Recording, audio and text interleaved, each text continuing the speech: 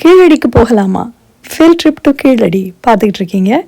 இன்றைக்கி கீழடி மக்கள் வாழ்ந்த வீடு எப்படி இருந்துச்சு, அதை எப்படி கட்டினாங்க, அவங்க வீட்டுக்குள்ளே என்னென்ன பொருள்களை பயன்படுத்தினாங்க, அவங்களுக்கு பொழுதுபோக்குன்னு ஒன்று இருந்துச்சா என்ன, அப்படின்னா எப்படியெல்லாம் அவங்க பொழுது போக்கினாங்க, மொத்தத்தில் அவங்க வாழ்க்கை முறை முழுமையாக எப்படி இருந்துச்சு அப்படிங்கிறத தான் பார்க்க போகிறோம்.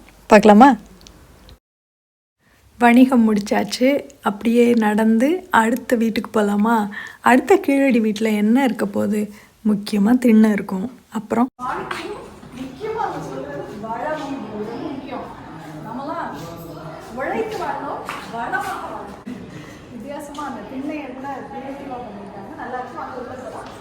வாழ்வும் வளமும் இல்லையா, அதனால் எப்படி வளமாக வாழ்ந்தாங்க, அவங்களுடைய கட்டட அமைப்பு எப்படி இருந்தது அப்படிங்கிறதுல தான் இந்த வீடு தொடங்குது.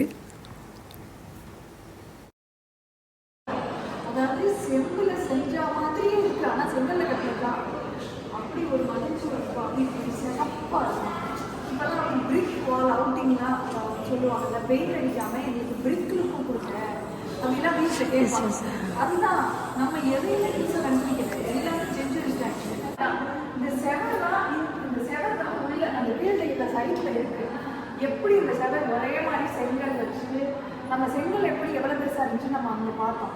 அந்த மாதிரி அதே தான் இதுவும் செம்பினால் செய்யப்பட்டது போல் மிக உயர்ந்த நெடும் மதில் சுவர், ரொம்ப உயரமான மதில் சுவர் வந்து இதில் பண்ணிக்கிறாங்க. இதில் வந்து இவர்கள்லாம் எப்படி அரண்மனை பெருசாக கட்டுவாங்களோ அந்த மாதிரி சொந்தமாக வீடு கட்டியிருந்தாங்களாம். வீடே அரண்மனை மாதிரி பெருசாக கட்டியிருந்தாங்க அப்படிங்கிறத நம்ம கீழடியிலையும் பார்த்தோம், நெடுநல்வாடையும் சொல்லுது. அதை தான் இங்கே போட்டிருக்காங்க.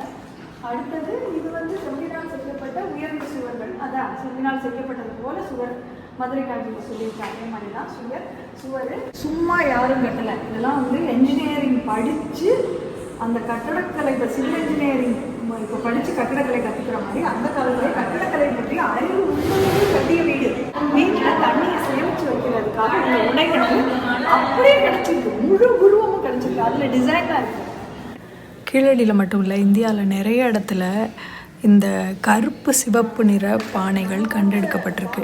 இந்த கருப்பு சிவப்பு நிறத்தை பார்த்தாலே நமக்கு ஒன்று தெரியணும், இதெல்லாம் இந்த பொது ஆண்டுன்னு சொல்கிறோம்ல, இந்த கிறிஸ்து பிறப்பதற்கு முன் பின் அப்படின்னு சொல்கிறோம்ல, அப்படி கிறிஸ்து பிறப்பதற்கு முன் 1000 ஆண்டுகளுக்கு முன்னாடி, அதாவது இன்னையிலேருந்து 3000 ஆண்டுகளுக்கு முன்னாடியில் பயன்படுத்தப்பட்ட பானைகள் இவை. இதை பார்த்தாலே இது ரொம்ப பழைய பானைகள், பாட்டி பானைன்னு இதுக்கு பேர் வச்சிடணும். அப்போ அந்த காலத்திலேருந்தே கீழடியில் மக்கள் வாழ்ந்திருக்காங்க அப்படிங்கிறதுக்கான அடையாளம் தான் இந்த கருப்பு சிவப்பு நிற பானைகள். நான் பானைன்னு சொல்கிறேன், பெரும்பாலும் இங்கே குவளைகள் தான் வச்சுருக்காங்க, கருப்பு சிவப்பு குவளைகள்.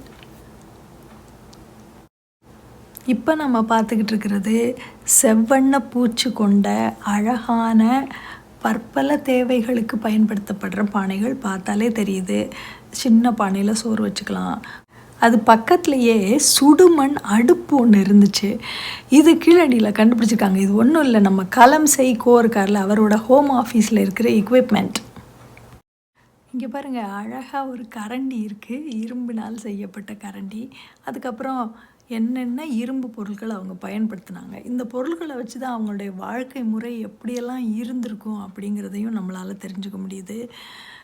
இது ஒரு இரு பக்கம் கூர்முனை உள்ள ஒரு கத்தி. அதுக்கப்புறம் இது ரொம்ப இன்ட்ரெஸ்டிங்காக இருக்குது. இது வந்து அகல் விளக்கு, இரும்பினால் செய்யப்பட்ட திரி போட்டு எண்ணெய் ஊற்றி விளக்கேற்றுற அகல் விளக்கு அப்படின்னே எழுதியிருக்கு. இதை பற்றின குறிப்பு நெடுநல்வாடையில் இருக்குன்னு போட்டிருக்கு. அகல் விளக்கு பாருங்க, இப்போ நம்ம கார்த்திகை நேரத்தில் ஏற்றுவோம், அதெல்லாம் அந்த காலத்துலேருந்து அந்த அகல் விளக்கெல்லாம் இருக்குது. இதுதான் அந்த தொடர்ச்சின்னு சொல்கிறது. ஒன்றும் மட்டும் கிடையாது, தொடர்ச்சி. இது என்ன தெரியுதா? தந்தத்தினால செய்யப்பட்ட சீப்பு, பல்லு உடஞ்சி போச்சு. அடுத்தது தான் ரொம்ப இன்ட்ரெஸ்டிங், அஞ்சன கோல். அதாவது இந்த கோலை வச்சு கண்ணுக்கு மை எழுதுவாங்களாம். தங்கத்தினால செய்யப்பட்ட ஐவரி ஆப்ஜெக்ட்ஸ், முக்கியமாக சீப்பு பார்த்தோம். இதில் பார்த்தா இன்னும் அந்த இது பாருங்க, இந்த பகடைக்காயை பற்றி அவங்க பேசினாங்க. கியூபிக்கல் டைஸ், அதான் அது விளையாட்டுக்கு பயன்படுத்தியிருக்காங்க. இதெல்லாம் வந்து என்ன தெரியுமா, காய் நம்ம தாயை விளையாடுறப்ப காய் வைப்போம்ல, கேம் பீசஸ், அவ்வளோதான். இதெல்லாம் அது தந்தத்தில் செய்யப்பட்டிருக்கு. ஒரு நாகரிகம் எப்போ முழுமை அடையுதுன்னா, ஒரு ஒழுங்காக வேலை பார்க்குறது, சமைக்கிறது, சாப்பிட்றது, இது மட்டும் இல்லை, பொழுதுபோக்குறதும் அந்த நாகரிகத்தில் இருக்கணும். அப்பதான் அது முழுமையடைந்த நாகரிகம் அப்படிங்கிறத அவர் சொன்னதால் செய்யப்பட்ட வலுவழுப்பா நீள் உருளை வடிவம். அதெல்லாம் கூட இருக்குமே. ஞானி தந்தத்துலேயும் நிறைய ஆட்டக்காய்களாக அவங்க செஞ்சுருக்காங்க. அது நம்ம வட்டச்சில் வச்சு மண்டியில் இருக்கும், அந்த காயை வச்சுட்டு காய விளையாடுவாங்க. பின்ன இடத்துல ரொம்ப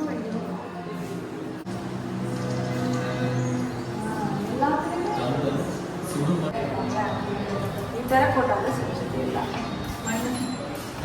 அந்த ஒரிஜினல் சைஸ் அது. இதெல்லாம் இப்போ பார்க்குறதுனா ஒரிஜினல் சைஸ். படத்தில் பெருசாக காட்டியிருக்காங்க. ஒரிஜினல் வந்து இந்த செப்பு பிள்ளைங்க விளையாடுறது. இது குருமன் சக்கரம்.